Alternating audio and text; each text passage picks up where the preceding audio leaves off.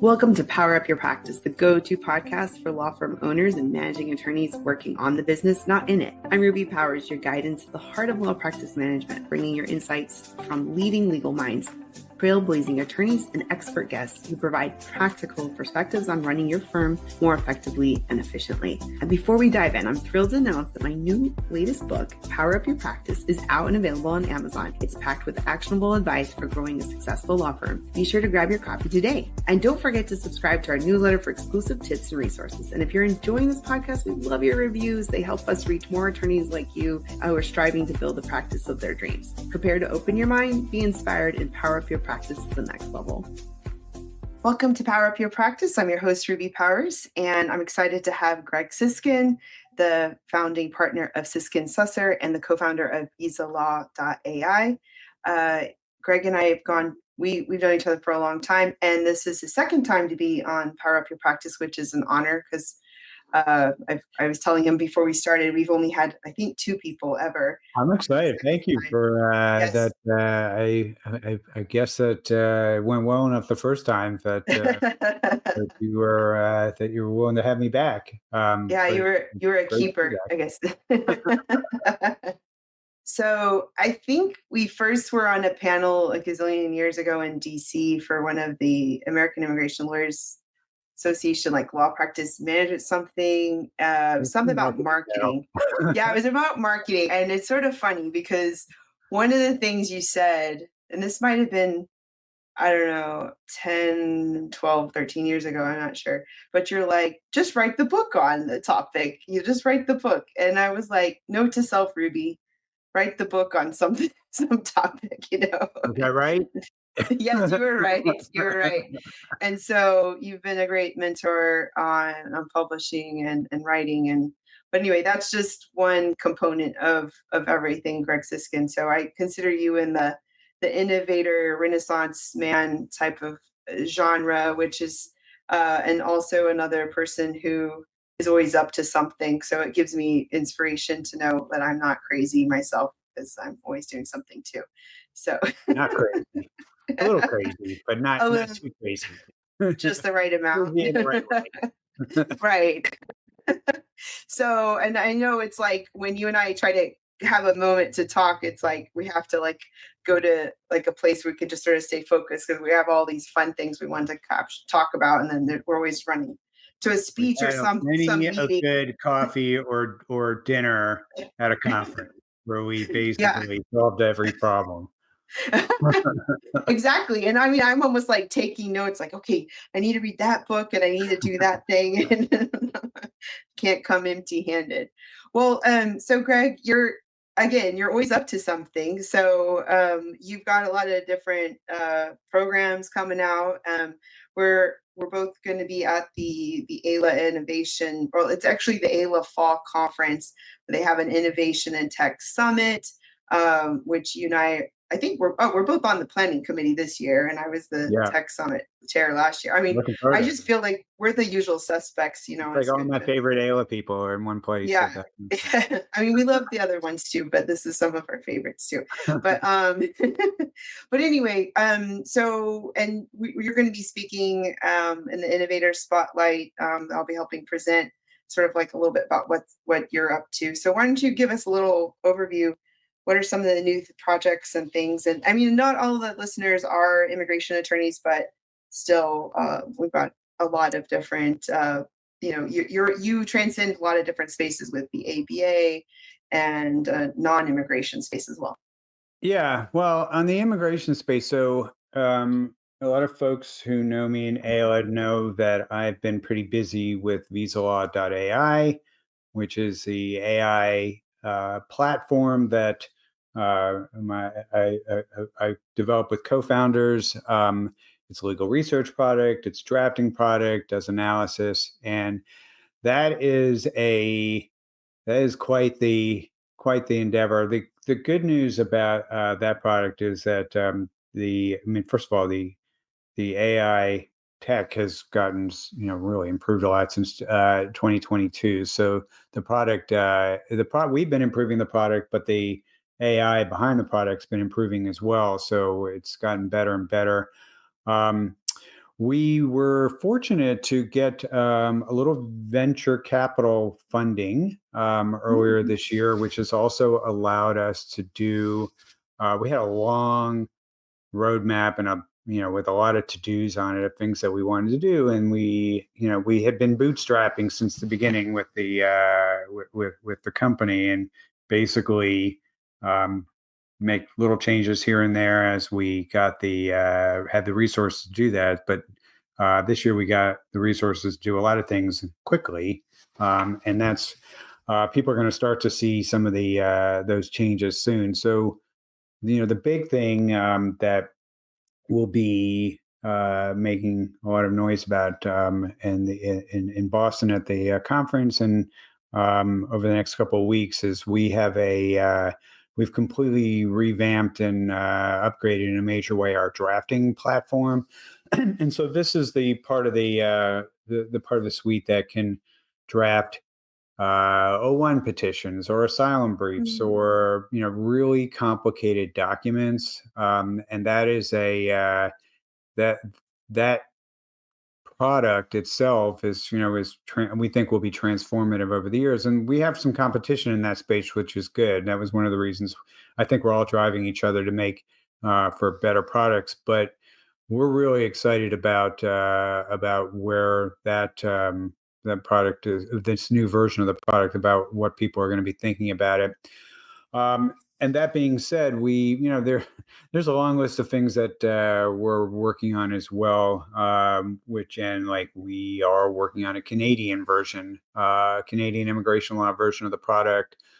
We have integrations that are big. That's a big priority for us. Is for our product to be where our users are. So we recently we announced it at the AIL conference in Denver, but we have an integration with Serenade for case management. And we have a couple of other integrations that are coming really soon that I think people are going to be happy to hear. So those are some of the things I've been working on with respect to the immigration law product. We also have a lot of new content streams that are going to be coming in addition to what we have. And I always remind people it's the world's largest immigration law library that's powering the product. So one of the big changes that we'll be making is now pretty much in order to extract that content, you have to basically ask the bot questions, but we will have more of an ability for people to browse and search the content library itself, even if you're not using the AI parts of it and you just want to access the nearly 200,000 books and documents and files that we have in that library. There's millions of pages, and we have a full-time curator who is doing nothing but adding stuff all day long to the library. And some days we'll have 100 new things that are added to our immigration library. So um, that's those are the some of the things that I'm working on the Gen side. Um, and then I think I told you I have this like passion law project called Prompt.law. Um, Yeah. and that I had this idea to do something for law students, although I've realized it sort of has uses for the rest of the legal profession. Mm. And this is a website, it's a prompt repository for complex AI prompts for lawyers, not just in immigration law, in any practice area. And if it's completely free, and it is ad free. We're not taking any private information from people. Where it's like it's very much an innocuous site, but it's got it has I don't know about 110 prompts I think in it right now for people to sort of look at. But we're adding new ones every day in a lot of different practice areas, and um, I encourage people to steal them. Um, You heard that really good. directly from him.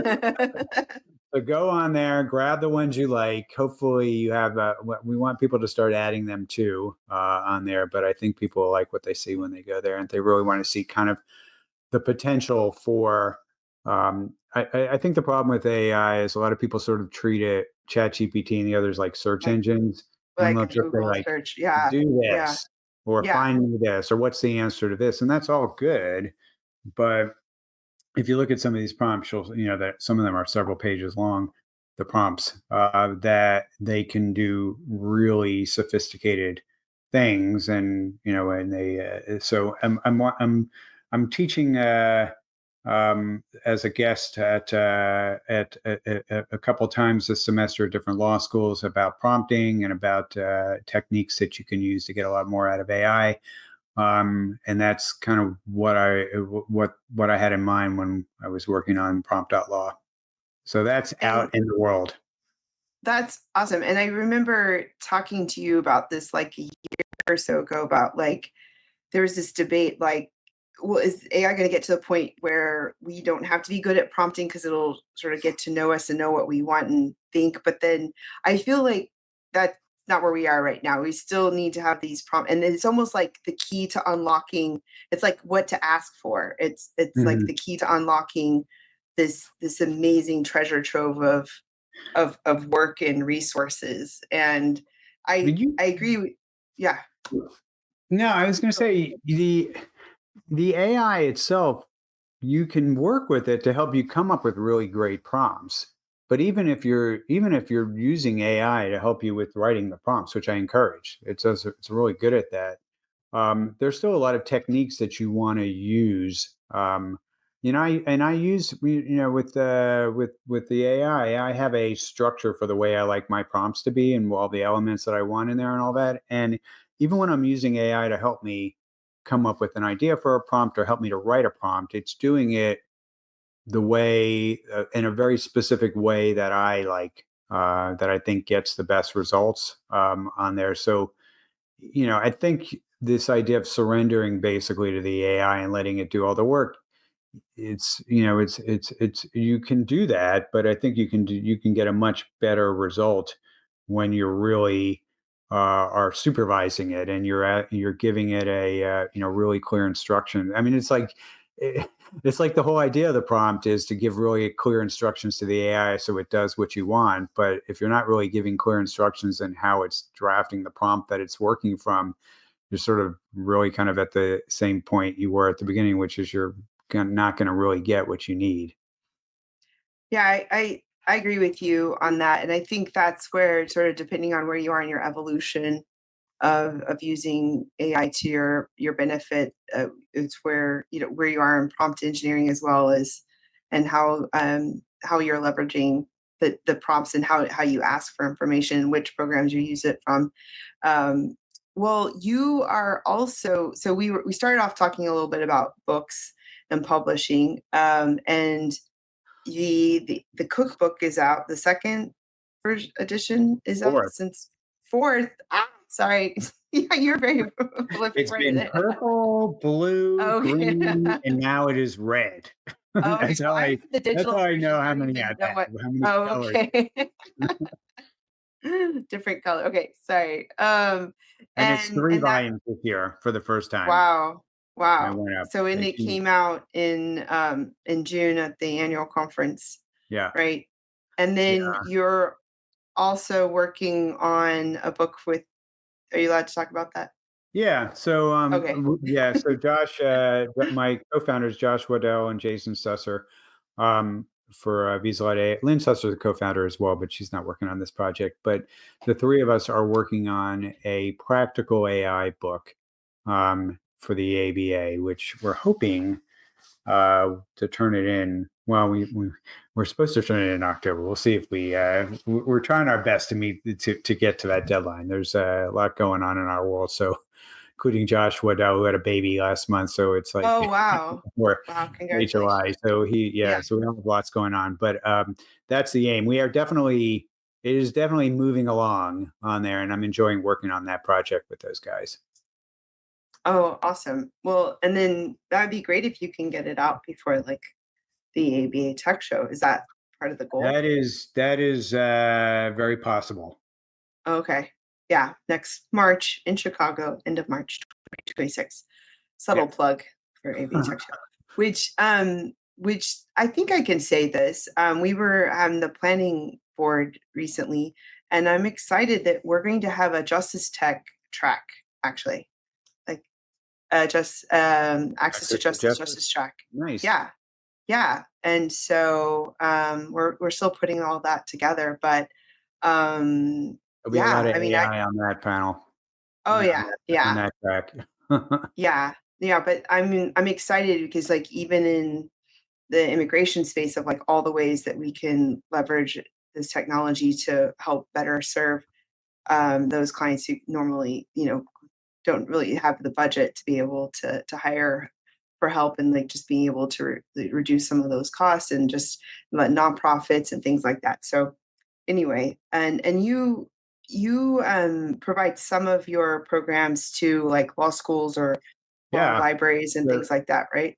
basically, if you're a nonprofit or a law school clinic that is providing pro bono services to the immigrant community, we will get you our product for free. And that is, Awesome. yeah, just get in touch with me, and I'll get you in touch with the people who can make that happen. But we definitely want more to take advantage of that. Awesome. I can think of a few people I need to go. I'm going to send this podcast recording to and say, do that. Well, that's awesome. So, and you write a lot. How do you do that? Because you have some columns or unofficial or official columns. I'm starting to be like you when I grew up. I've got a few going on as well.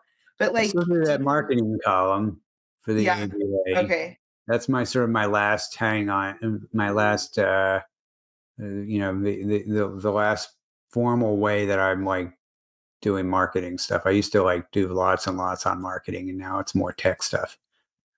But I So still for write that people column. who are like, I did a podcast about this, like on how to recycle content or how to create content, but like, how do you just like get an idea, make an outline, use some That's my AI and next flesh it column for the magazine, but it's already turned in, so it's good. out? Okay, so Um, give us a but it's precursor. how generative AI can help you recycle and repurpose your content. And I've been doing that for years, and I'm sure you have as well. I mean, there's like no, to me, it strikes me as a complete waste if you put all that work into something and then it gets Mhm, used the one time and you're never able to use it again. So, that's the whole thing, is like repurposing a book into a zillion blog posts or into slide decks for presentations. um, it's taking written content that you did to kind of help you with video or audio content. And I talk in there also is now, even with video avatars, now you can take basically stuff that you've worked on and turn it into video content. But there's a million different ways that you do that. But that's not an that's a that's an old concept that's basically being revived with AI, making that a lot easier now to basically be mhm. able to take that content that you spent so much time on and getting more bang for your buck.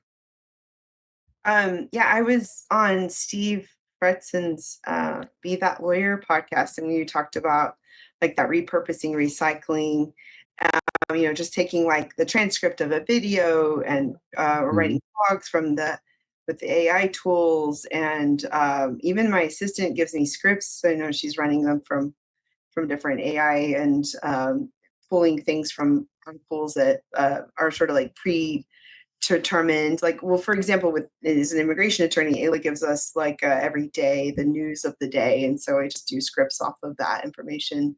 But yeah, repurposing and as much as possible, and it's a lot easier with AI than it ever was before. I mean, you still want to have your voice, you still want to have get your message across, but it's a lot easier. It does take like coordination.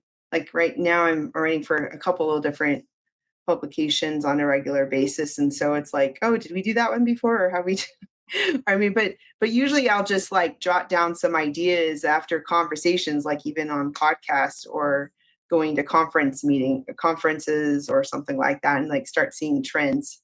So I I don't know. I don't know when I'll write another book. Like you write a book like every quarter or something? Like No, in fact, Um, the new book, the for the ABA, it's I do new editions Okay. frequently.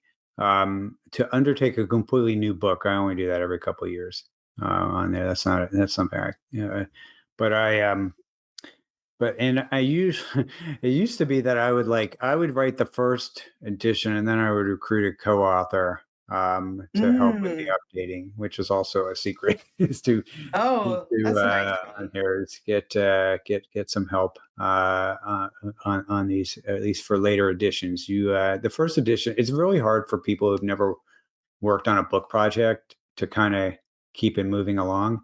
But once you've done it the one time, Hmm. it's you kind of know how it works. But on the other hand, um, I personally like the project's not nearly as interesting for a second or third edition as it was for the first one. So usually I'm Mm. looking for and that's a good opportunity for somebody who wants to be a book author, is to come on as the second author on a book that's already been out before, that's already kind of has where you kind of know where it's going and all of that, and then you can really kind of take it from there. Yeah, that's a really good point. It is like you have to wrangle together the chapters and get the content going and make sure it flows. But then I guess if you've done it once, then the additional edits or additions are sort of like, oh, it's not as exciting, but maybe I don't know. But you can put a new spin on it. But that's really good that you're like ushering in, mentoring someone else or wanting to work with someone else because then they can get that experience as well. And I mean, I can't believe this is the month that my Power Up Your Practice book came out a year ago. So we're almost on the 1 year anniversary. And it came out like literally right after the ALA Tech Summit. It was like the next day or something. Excellent. I Yeah, highly recommend it. But I imagine thanks, why the Greg. people listening to this are listening because they read your book. Oh, thank you. Yeah, I hope so. But it's out there. It's on Amazon. A lot of content, a lot of information.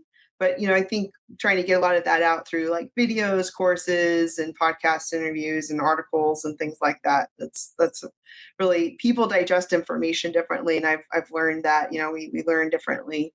Um, so, what do you think are some of the trends that are coming? Because you were I don't know if you were mentioning like the tech is getting better, the AI is getting faster, better. Like, I mean, I learned the code like vibe coding recently. I learned about that concept. Like, I don't know. There's just I think also like the bot receptionist. I'm hearing that the latency is not as bad as it was before. Like, there's a lot of We're testing one of those. um, And we didn't develop it, but we're testing another company's, and it's pretty cool. I mean, it still has buggy things that on there, but I mean, it's just like even a year ago, I would have been really skeptical that it could do some of the stuff that we're seeing with it. So um, it's definitely getting a lot better. So that's definitely a big one, is voice response. And I think mm, people are so jaded by so many bad years of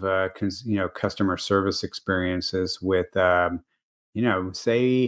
say one if you want this, say two if you want that. And it's yeah. like we all have these nightmare experiences. Operator, Oh, yeah, operator. operator. Yeah, as immigration attorneys, like, we all share what's the code word we have to say when we call USCIS to get through to a human or something, and Yeah. then it changes. It's not always the same That word. is, yeah. So that's like what the good news about it is, since that's how bad people's expectations are with respect to these software, that these companies can definitely exceed that experience. And they are getting better. And I'm excited about a lot of the capabilities that are coming with voice. So we have been, um, experimenting with things like live translation in with Jen, and with and the ability to do a lot of things when you have when you have especially when you have the core library available to help Mm, you with what it's doing. So um, voice is a big one. The translation part of it, we have translation in the product, but what I think what people will start to see more is it being incorporated in more on the voice side and translation and not just on the written side. Um, I think agents, people have been hearing that term. I think it's probably better right now just to call them automations. Rather, agents, I think, is not quite there yet as far as capabilities. But basically, what you'll see is, for example, um, sort of describing a scenario where you're doing a consultation with the client and you have your AI that's kind of listening in and it's giving you suggestions for things that you might want to talk about. It's spotting red flags for things that it's hearing in the conversation. It might be doing real time translations so that you can do a consultation with a client in another language that without having to have a translator in the middle, which is Mhm. for a lot of people is a big distraction.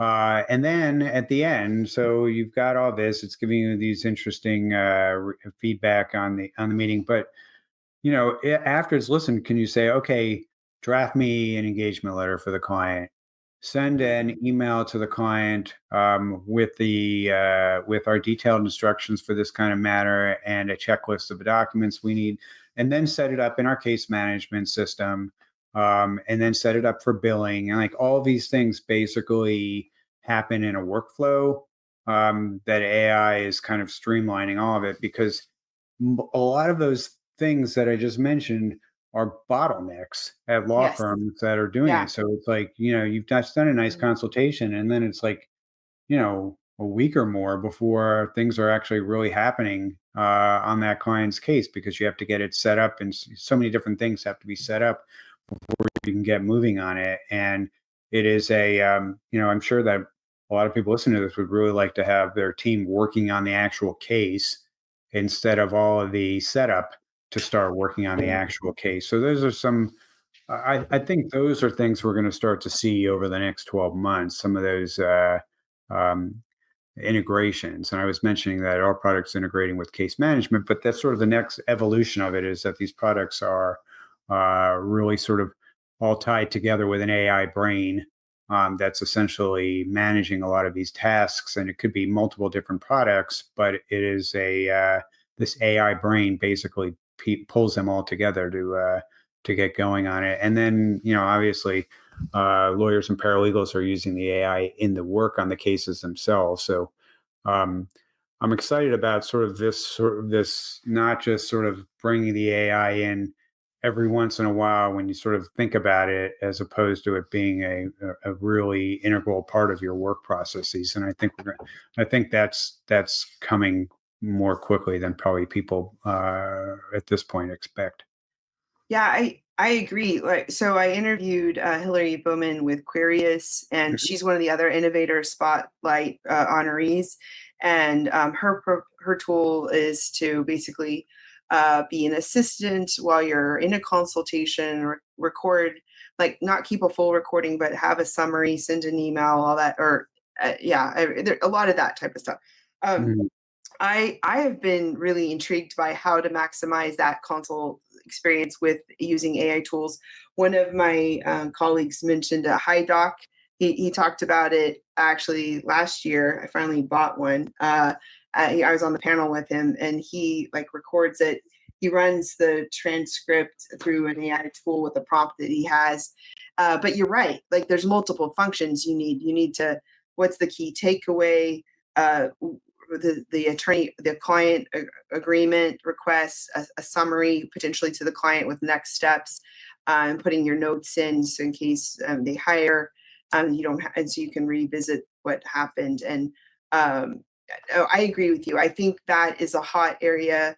The AI bot, the agentic AI. I think those are all where we're going to see evolution. And then, and like you mentioned, like more integrations with our case management softwares so that we can sort of stay in one universe and not have to be going and patchwork duct taping things together, which is where Yeah. you get a lot of bottlenecks and things can go wrong. Are you finding yourself overwhelmed with handling phone calls and spending endless hours on consultations that just don't qualify? Well, let me introduce you to Staffy Live, your ultimate solution for 24/7 live receptionist and intake services tailored specifically for law firms. Now, picture this: empathetic, truly bilingual specialists who understand the intricacies of client care and are experts at asking all the right questions to qualifying callers efficiently. Now that with Staffy Live, you'll feel like you have a trusted partner by your side, ensuring only qualified consultations make it on your calendar and providing valuable follow-ups when needed. As someone who's been using Staffy Live for my own law firm, I couldn't be happier. And I guess what Staffy Live is now offering a generous 15-day free trial with no strings attached. You can head over to staffy.cc. That's stafi.cc and click Get Started. And don't forget to use the code RUBY, RUBY. Your future self will thank you. There's a lot of cool things in the case management software as well that you can get when you really have a good AI in it, especially things on how the reporting function right now in case management systems is clunky for most of them. It's really sort of difficult for most people to really maximize the benefits they're getting from their reporting capabilities that they have. But if you could just ask the AI, which who are your most, give me a chart showing me who are my most productive team members are, and do it according to whatever metrics you think I might find interesting. And then it can actually build out something really helpful in that regard. That's the kind of information that would be really useful. The same thing with being able to extract information from your financial system, where you're able to ask it those kind of questions and really have a much better understanding of your business, um, that you could have with these tools when you have sort of you don't have to have a coder mentality or be trained in Excel or trained in how to work QuickBooks or any of this stuff, that you could just basically say, I just want to know this and I want you to explain it to me in a way that's easy for me to understand. And then it can follow you the cue because it knows you and it knows basically how you like things presented to you. Um, one of the things I was going to ask before we finish up is you read a lot, but you do a lot on Audible, right? I do. I have I read a lot, but I read a lot of different things simultaneously. Hmm. So I listen to audiobooks. I read on a Kindle. I read Oh. old-fashioned print books, and I kind of mix it all up. Different places for times for different ways. So I bike a lot. Um, that's my how I stay sane is I try and get on the bike for an hour or two a day, and I listen to audiobooks when I bike. I used to listen to podcasts, and then I switched to mostly audiobooks now, because for me that's I just prefer to not necessarily be thinking I'm in work mode when I'm doing that all the time. So that's sort of like Hmm. my way that I can at least get away from the desk for a little bit each day. But I do, yeah. I try and have, I don't know, 6 or 7 books going at a time. So it may take me a little longer to get through a book because I'm reading a bunch of them simultaneously. But I get a lot read at the end. Well, I do something similar too, and I like right now I'm reading a paper version of Fair Play because I'm going to interview the author later on, and that's like about like equality and fairness in the home. So that's like a completely different genre. And I'm listening to like 12 Rules for Life right now. I don't know how I got on that one, but Jordan Peterson on Audible. But I've been reading like a whole bunch on finance this year. And anyway, the reason Backing down. yeah, but I get a little bored with them, so I'm like, okay, so I have to change it up. Like I do like a finance book, and then I'll do something else that I really more enjoy, and then I'll come back to the finance and like plowing through this list of like 19 books. But the one I wanted to ask you is because almost everything I read is nonfiction. How do you like, do you write notes, or how do you, and sometimes I listen at 1.5 speed depending on the author. I mean, it's depending on the reader, whatever it's called. But um like, how do you retain it? Because sometimes I feel like I'm doing something else and then I'm listening to it fast, and like I need to take note. I'm just trying to optimize my retention of what I'm learning. Well, one of the things I've done over, I know this sounds stupid, and probably a lot of people do this, though, but is when I hear a good idea or I read a good idea, I send Hmm. myself an email or a text, um, telling me, Hmm. reminding me to like dig deeper into that. Ooh. Okay. Um, and that helps. And a lot of times as well, it reminds me as well that I want to share the idea with somebody. So it's if I see it in my inbox, it kind of, and then I kind of, then I'm also always kicking myself because my inbox is too full and I'm taking too long to get. I don't know if that's I don't know if that's the Which best advice. do you still use Evernote, or didn't you I talk use about SaneBox SaneBox? for No, but how I do did use you Evernote. Yes, you I were using save it to tons of organize your thoughts for books and articles or something, right? yeah, I use Evernote a lot for when I'm working on a big project. It's not Okay. project management software per se, but it Mm. is a place for me just to dump a lot of stuff that I'm researching, and I'll use tags to help me get everything together for the particular project I'm working on. Um, yeah, it's Evernote is. I was worried about it for a couple of years and it seemed like the product was declining. And then Uh-huh. they've gotten some new management and ownership, and it's really, I have to say, the last 2 or 3 years have been a big improvement in the product. Well, I WhatsApp myself thoughts, but then I rarely go back and look at it, and I don't tag it, you know? So I'm like, I know like Notion has something I've seen, like John Kozrovi talks about, showed me how he uses Notion and organizes it. I don't know. I need to A get lot of better it at gets, a this. lot of it's permanently lost. The things I put in there that I'll never see it again, but they're in there. Some of the stuff, like, yeah, yeah. But I mean, at least it's there. And I actually do like the AI capabilities now in Evernote where you can just sort of like describe generally what you're looking for and it's all pretty good at Uh-huh. finding it. And I use Copilot kind of the same way because it's built into it connects with Teams and email. And basically you can kind of find that needle in a haystack email or mention in a Teams conversation or whatever, and it seems it's not perfect. It finds a lot of irrelevant stuff, kind of like a Westlaw search, but it does a it finds it. I mean, it's a Yeah, Westlaw, I do that. but you know what I mean. It's like ask Yeah, you to find this, and you found 70 things that look like they have nothing to do with to do with anything what you're I asking. said, and I'm like, but you did find the one thing I needed, so thank you very much.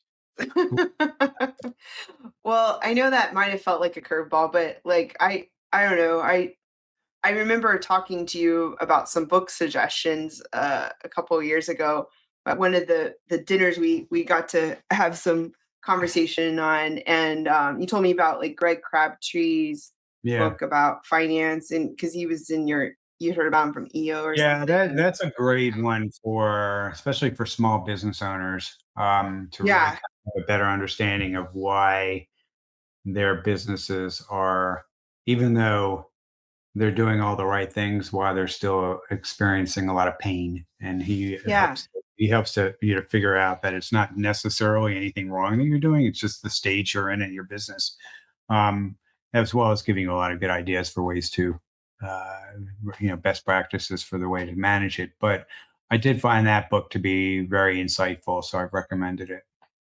yeah. Well, thank you. I found it insightful, and I referenced it in my book and use a lot of those principles. But yeah, I don't necessarily like take notes. If it's a paper book, I'll write in it a lot, and then that helps me when I later reference it if I'm writing a book or an article about it.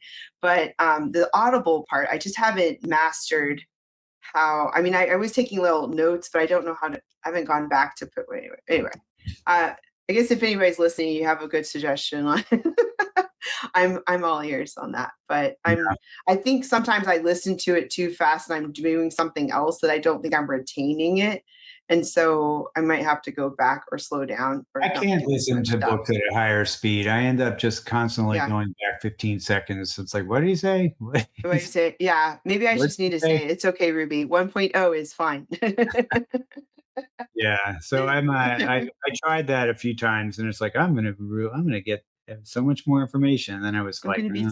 so efficient. There's a reason why that it was 1.0 is the default speed. That's Well, since you've been on before, I've asked you some questions before, but I'm going to ask you, one, what do you that I don't think I asked you before, but what do you think is a habit that contributes to your success? Well, I do think that taking care of yourself is, and not just necessarily focusing on work all the time, but some self-care matters. And for me, I think it's made a lot of difference in my life is diet and exercise. So I have been, for me, it's been something that's been part of my daily routine since I was probably 10 years old on there. And that's something I think a lot of people sort of like treat it as a luxury, that if you have time to do those things, as opposed Mhm. to, you will never have time to do everything else you want if you don't feel good, and you're sick all the time. So that would be something that I'd recommend. I'm reading a great book right away right now that a physician friend of mine recommended called, it's on the Olive. bestseller list, Outlive. You probably have heard this Yeah. book. Yeah. I had It a really feeling gets you're gonna say that one. into a lot of that Yeah. stuff. So um, and I do, and you want to be smart about what you're doing. It's like nice to say exercise and diet, but it's like this, you should probably be thinking about what you're doing. So that book is really helpful in that. I do also a couple of days a week of weight training in addition to biking, swimming, running, all those things.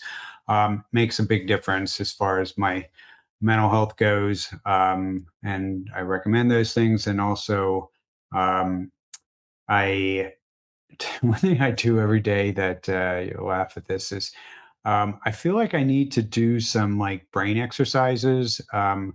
that are not work related. So Mm. I do Duolingo every day. I've done that for Oh, like I do 7 that years. too. I do, Yeah. yeah, it's good. It's good for the brain. I do also I do the New York Times crossword puzzle and the spelling bee and the other things and all that. And I really feel like that is part of brain health is and as well as physical, as your physical health is important. So although the brain's a physical organ, so I guess that's physical health too.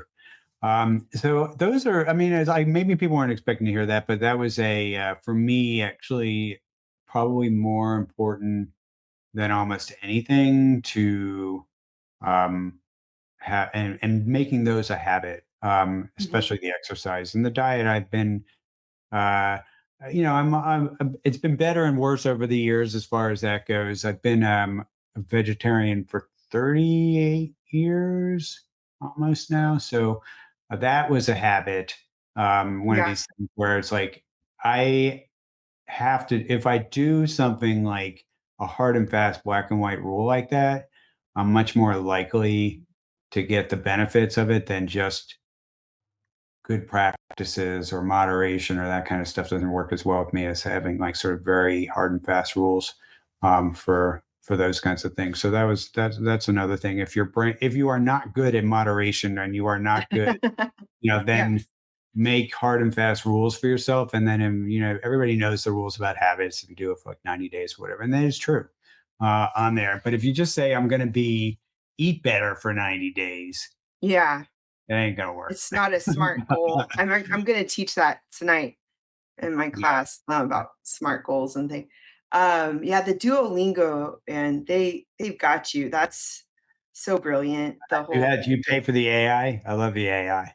yeah, I the talking to Lily, is that the Well, yeah, it does that, but it gives oh, you like after every time you mess up, or even not, uh-huh. I always ask it for like they give it on the fly. It's creating sort of more explanation about why the answer is the way the answer is on Oh, there. So it's really helpful for learning if you use some of that AI reinforcement that it has. okay, I need to keep exploring. I have the paid version as a family. I have a 84-day streak right now. So my Oh, my yeah. my son has like a 700-day streak. He's sort of living I like on am his I'm hitting edge. 1400 this week, but Whoa! I had Whoa! a 1,000 day streak before that Oh. that I got screwed up on an international trip, and Oh. I wasn't paying for the freeze or The freezes. I've yeah, only but had to it's use it once. So I guess it's about 8 years then, if you figure that, or 7 years that I've been using it, if you figure 2,400 days or Are you, so. what language are you doing? Spanish or? Spanish, then Spanish, I dabbled with as well, a couple other languages, but Spanish is the one I keep going back to. And Oh, okay. I have I don't know if it's a learning disability. I've never had it diagnosed correctly, but I have a lot of difficulty processing song lyrics and spoken foreign languages and such that on there. So it's good for me to learn on a tool like that. As I always struggled in foreign language classes because when they were, I could do fine if I was like on a written test or something like that. But when I Uh-huh. was like oral exam, I would always fall apart because whatever they would say would just be like noise on there. And it's the Uh, same with music, where most songs I can't tell you anything that I've just heard in the song. The words, mhm. I like it, but the words sound like another instrument. The singer on there, Oh, a little weird, but it's a so that's my that's one of the reasons why I like Duolingo is it's a little easier for somebody who has language processing issues to do a little better.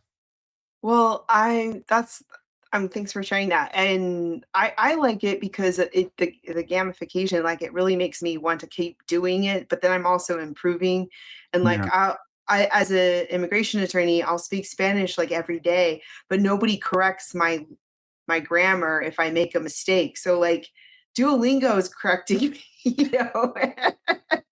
I had to get the app to correct me because but it's actually because my daughter's like, but you speak Spanish. I was like, well, yeah, but like there's pockets of vocabulary I don't know, or sometimes I sort of skipped over some grammar and I haven't been in proper Spanish class in a long time. So You should try to use ChatGPT and other tools for speaking to it in Spanish and then giving you oh feedback and all that when you're. oh, ask for my ask it for feedback. Okay. It's good. I mean, you can. All right.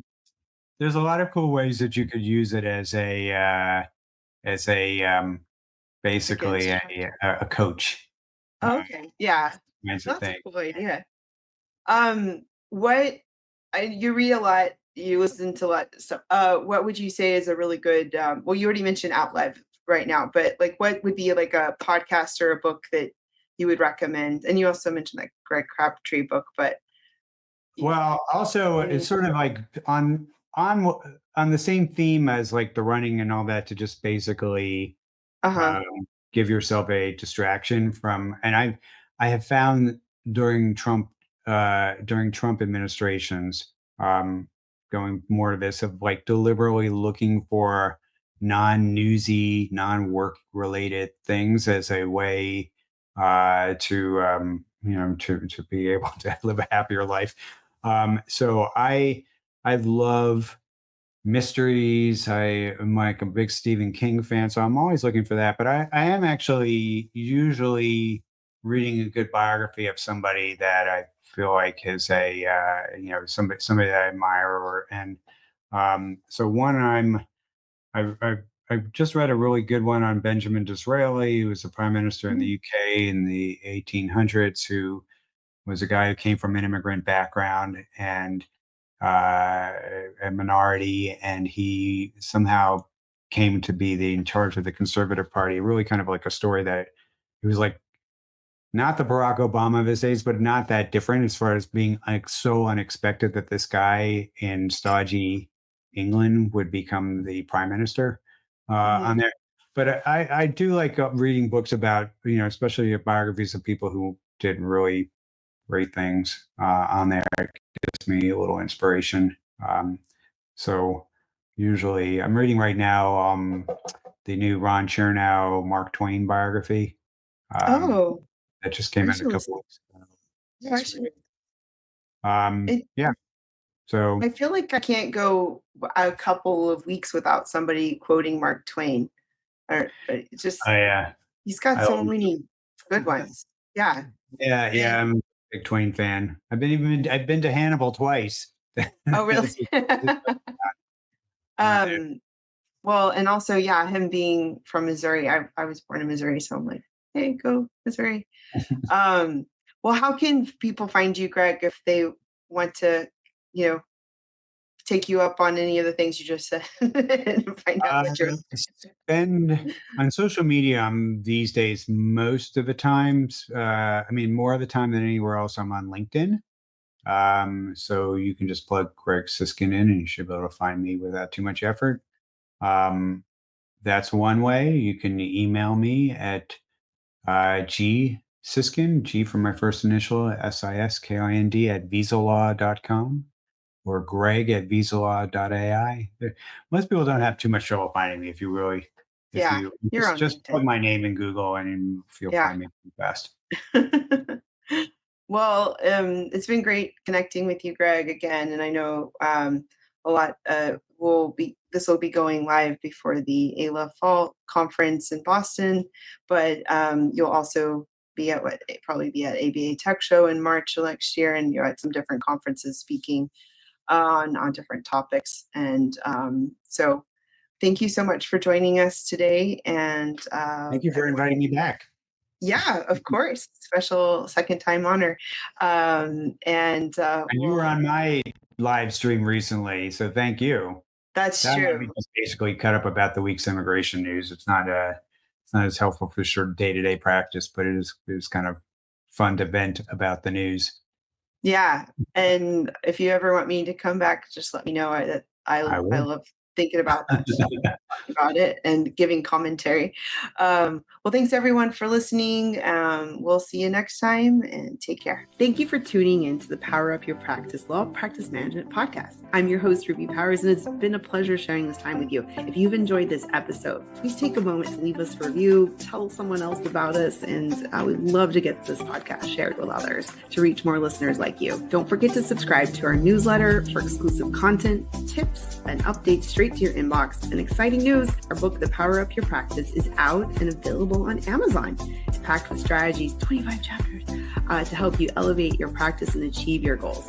So join us next week as we dive into more advice and insight on law practice management. We'll see you next time.